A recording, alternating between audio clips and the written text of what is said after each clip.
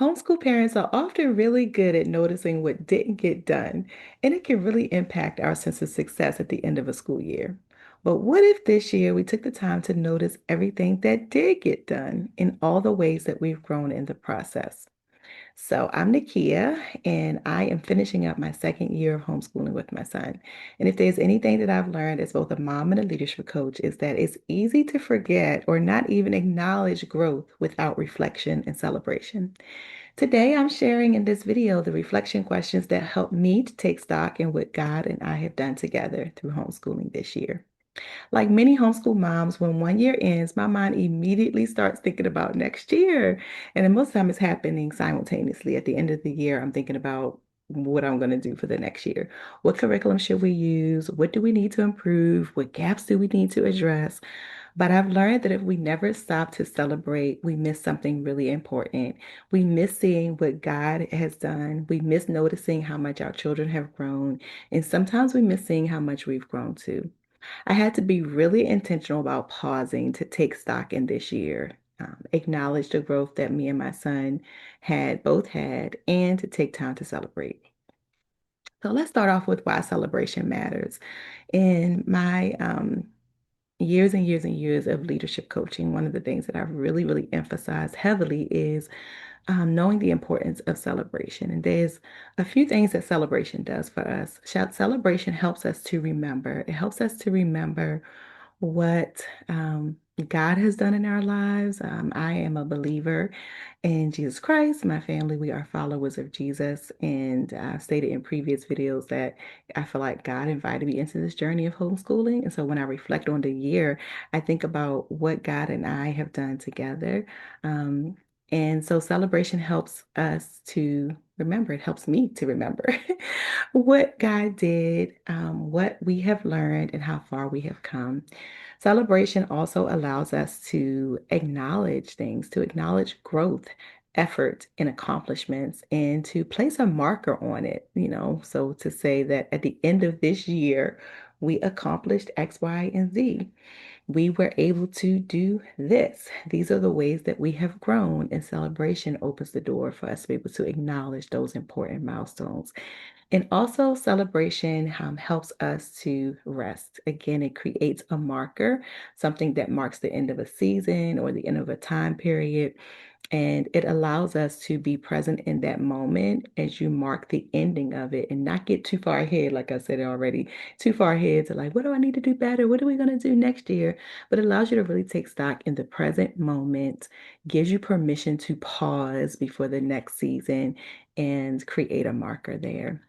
And so I love that celebration includes all of these three aspects of things, remembering what God has done and what you have done with God together. Celebration allows us to acknowledge, to set a marker, to acknowledge growth and accomplishments, and it helps us to rest because it allows us to be present in the moment and gives us permission to pause at the completion of something before a new season. So when I reflected on this past year, I just wanted to share three things that I thought about when I look back on the year. The first one was like, what are the ways that my son has grown? The second was, what are the ways that I have grown? And the third is just like overall growth for both of us together. So this is really fun to reflect on, and it's something that you can do as well if you are in the same place of wrapping up your homeschool year. When I thought about all the ways that my son has grown, the first thing that I did for the academic purposes was I completed a progress report for him. And so my son is finishing his fourth grade year, going into fifth grade. We haven't done a grades-based system, but we have done um, more of just a progress report style. So acknowledging his strengths, his areas of growth in a quarter or in a marking period, things that I'm proud of him for. And then I use that to look at his next progress report and his next area of growth. And so I do three of these a year. I do one in the fall, one in the winter, and I just finished a spring one. And I may do it end of the year, just cumulative one, but allows me to say this is where he's at this point in the year and how has he grown from A to B. And so progress reports are really helpful. I have a template that I use through my umbrella, which is Embassy Homeschool. I'll include that link below if anyone's looking for an umbrella. And they were really helpful for creating resources like that. So I don't have to create the wheel, but I can use the template that they provided. And so that is one way to celebrate and to reflect on my son's growth. Of course, from an academic perspective, is to use that progress report. But there were other things that were, I don't want to say more valuable, but there were other things that I saw about my son's growth that wasn't just about completing the curriculum, right? Or checking off all the boxes in the workbook. And some of these things were things like he really leaned into his gifts this year. My son has a passion for creating stop motion videos, and he has created over 800 stop motion videos. And what made me really proud is that he recognized this milestone as he was doing like his 803 video. He was like, "Mom, I've made over 800 stop motion videos," and he's honestly, he's really gifted. He's really gifted in it. Stop motion videos is like you're taking these snapshot pictures of a moment. Like, for example, if he's having race cars do a race, then he'll move the car a little bit, take a picture, move the car a little bit more, take a picture. So it ends up being a video of like 100 pictures to make like a 90-second video. But my son is really gifted in that, and he was able to lean into that during the homeschool year and really grow in that area. He grew enough to the point that he was teaching his friends how to do it. So he has a friend that he taught how to do it.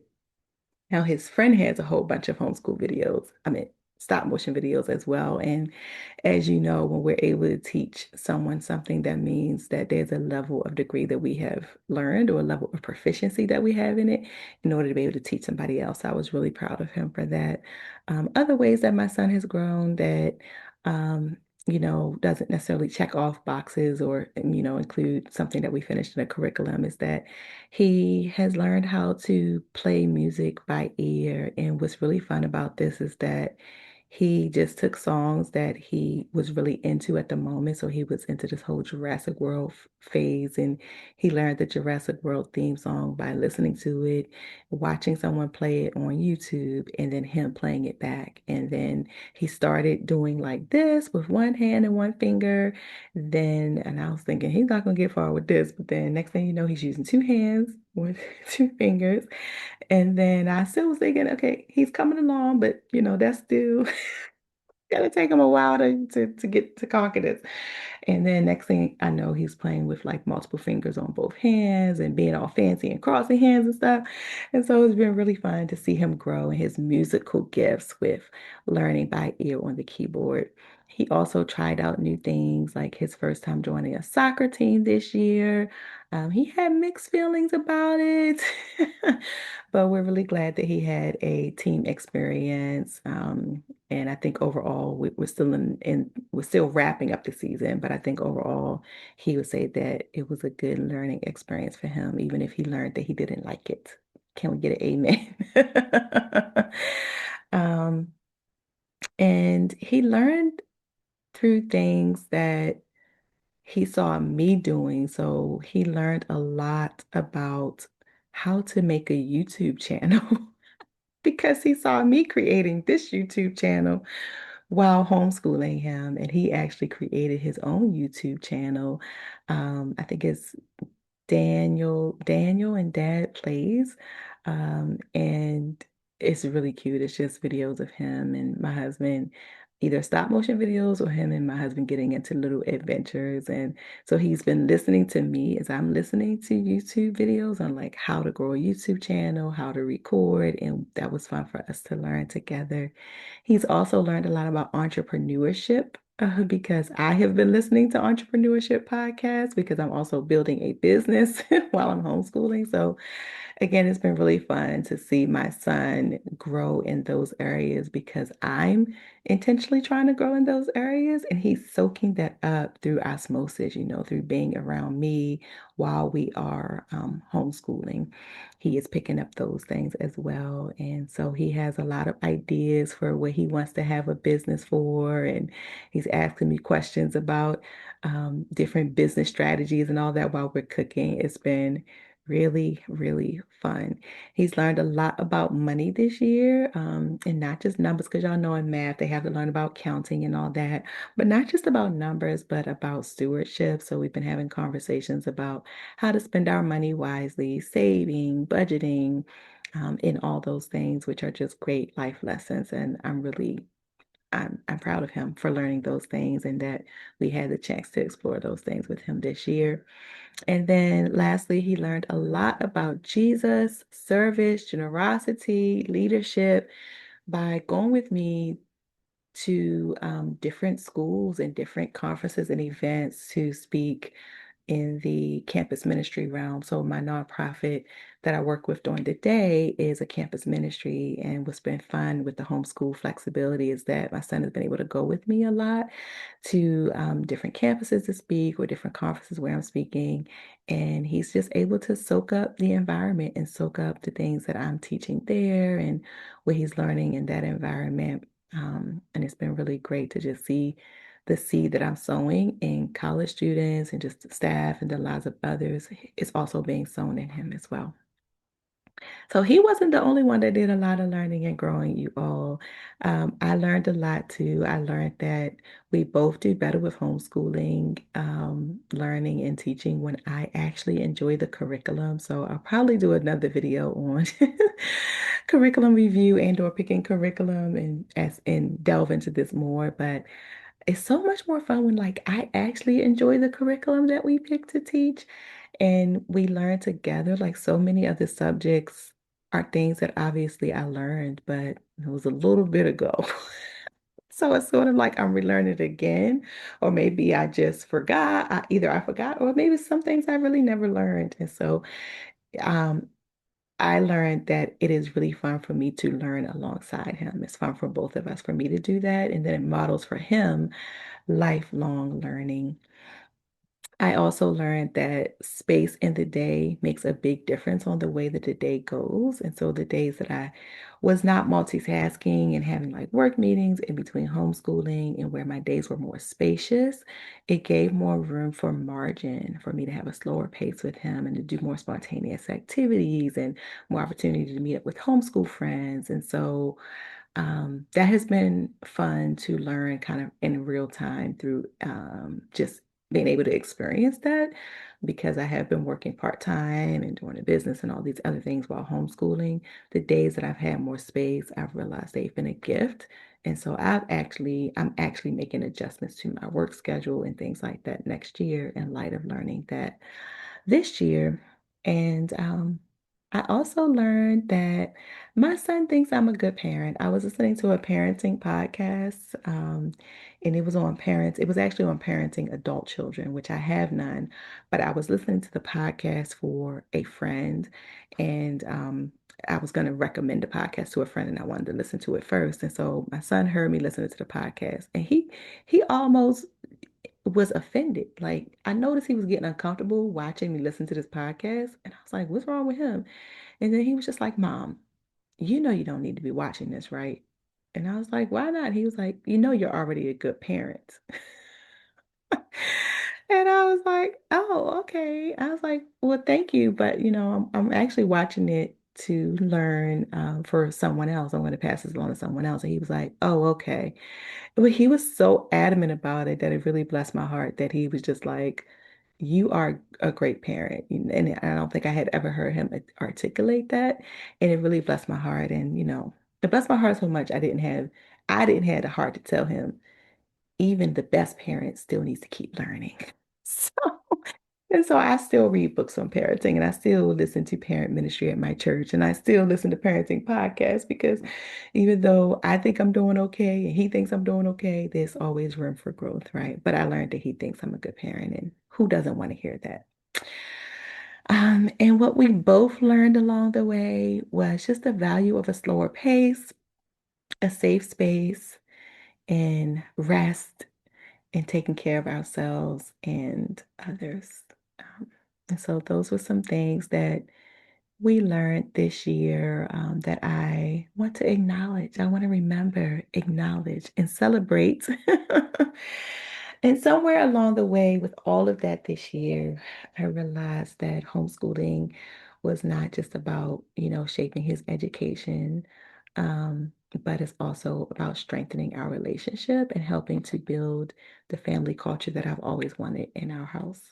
I just didn't know that homeschooling would be the vehicle to get there. So I had an inkling that, homeschooling would help in that way, having him home with me and strengthen our relationship. But it's really fun to see it in real time, like being able to spend, the time as his teacher, his mom, his field trip coordinator, his cook, all the things, and seeing our relationship strengthen, as well as just seeing the culture of our family, like the feel of our family change through the flexibility, slower pace, spontaneity that homeschooling affords. So at the end of this year, I'm proud of the curriculum we completed. Um, and I'm proud of even the curriculum we didn't complete. Can I get an amen? But honestly, I'm even more proud of the ways that we both grew, the confidence we gained, the friendships we built. Shout out to our homeschool friends, the slower pace we embraced, the things we learned about ourselves, the ways we saw God provide and guide us. Um, and those are the things that I hope we'll both carry with us into next year. So, I want to hear from you in the comments. What are some things that you would consider to be a homeschool win this year? What are some things that you're celebrating? Some things that you have learned, or some things that your child have learned this year that might seem like a little bit non-traditional outside of like the traditional curriculum. And what's a way that you plan to celebrate? One way that we celebrated this year was the last week of school. I tried to cook some of his favorite meals every day, like some favorite things that I knew he liked for breakfast, or some favorite meals that I knew he liked for dinner. Because, by the end, we tired, right? So I was just trying to make it light and enjoyable so he wouldn't like drag out of the year and not have an appreciation for the year because we were so tired. So I tried to really make it fun, like set up some good play dates. And then our last homeschool day was a field trip with homeschool friends, and that was really, really fun. Then the next day, after the last day of school, your girl went and got her hair done because that was my way to celebrate, was to get some mommy time, have somebody just shampooing my hair and giving me that steam treatment. And so I want you to think not only about the ways that you have grown and your child or children have grown, but also think about ways you can acknowledge that. And if your end of your school year passed already and you're like, girl, I'm saying it's too late. It's never too late to celebrate. You could always circle back and just be like, hey, God, hey, I want us to circle back and just celebrate what God did this year, celebrate what we accomplished this year together with God. I hope this video was helpful. If it was, please do like, please do subscribe, share with a friend, and I'll see you next video.